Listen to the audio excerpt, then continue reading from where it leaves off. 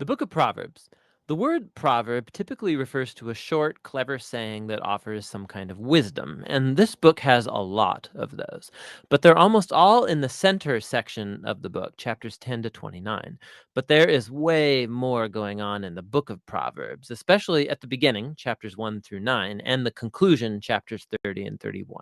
The book's been designed with an introduction, chapter 1, verses 1 through 9, and it first of all links this book to King Solomon. Now remember the story in 1 Kings chapter 3. Solomon had asked God for wisdom to lead Israel well. And so Solomon became known as the wisest man in the ancient world. And we're told in 1 Kings chapter 4 that he wrote thousands of proverbs and poems and collected knowledge about plants and animals. So Solomon was like the fountainhead of Israel's wisdom literature.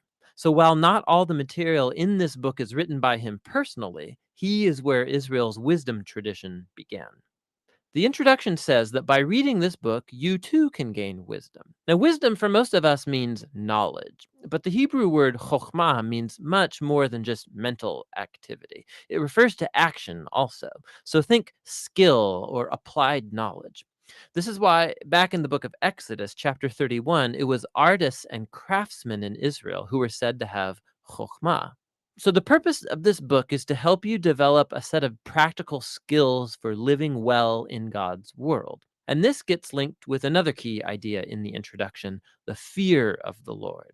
Now, fear here is not about terror.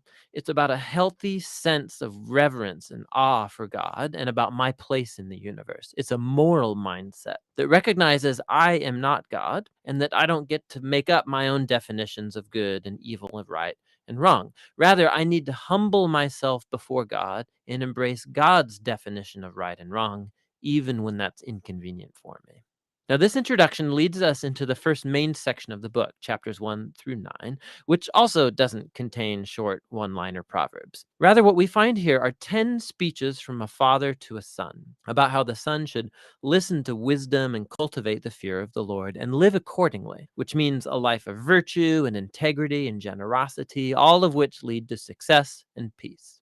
The father warns his son also about folly and evil and stupid decisions that will breed selfishness and pride, all leading to ruin and shame.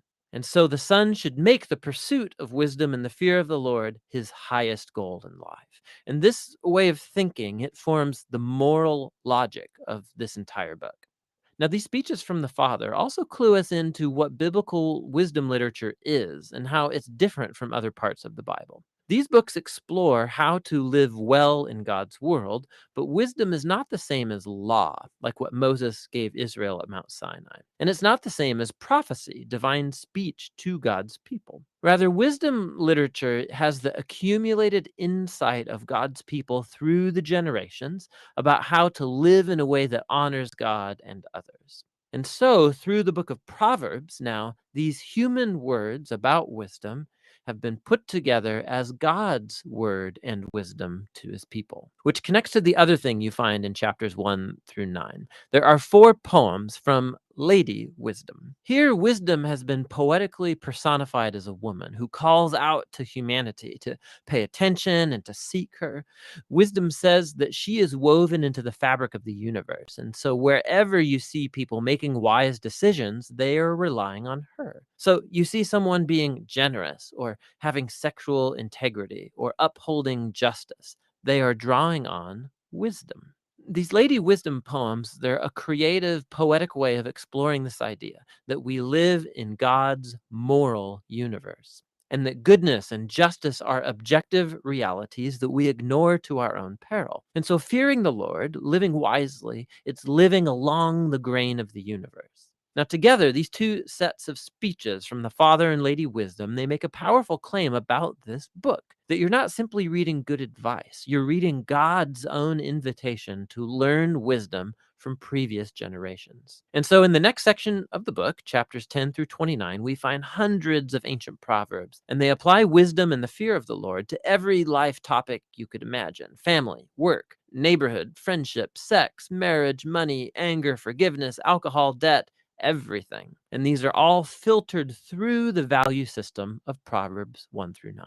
Now, these proverbs, they're all pretty short, they're easy to memorize, and actually, this section of the book is meant to become a reference work that you return to time and time again throughout the years, which raises some important issues in learning how to read these proverbs. First of all, proverbs are by nature about probabilities. So, you fear the Lord and you make wise, good choices, things will likely go well for you. And if you don't fear the Lord, you're foolish, your life will likely not go so well. Now, that is all often true, but not always. Which leads to the next point, that proverbs are not promises. They're not formulas for success. So, some proverbs, for example, the fear of the Lord prolongs your life, but the years of the wicked are cut short. Or train up a child in the way they should go, and when they're old, they won't turn from it. So, yes, fearing God, being a moral person, will most likely lead to a better, longer life, and raising your kids in a stable, loving home does set them up well, but there are no guarantees. Lots of things can and often do go wrong in our world. And so, lastly, Proverbs by nature focus on the general rule, but not the exceptions, which are many. And the wisdom books actually aren't ignorant of that. The exceptions are what the other wisdom books, Job and Ecclesiastes, are all about. And together, these acknowledge that life is too complex for simple formulas, which is why we need all of the wisdom books together to get the bigger picture. This all leads to the final section of the book, two large collections of poems. First, poems from a man named Agur, who begins by acknowledging his own ignorance and folly and his great need for God's wisdom.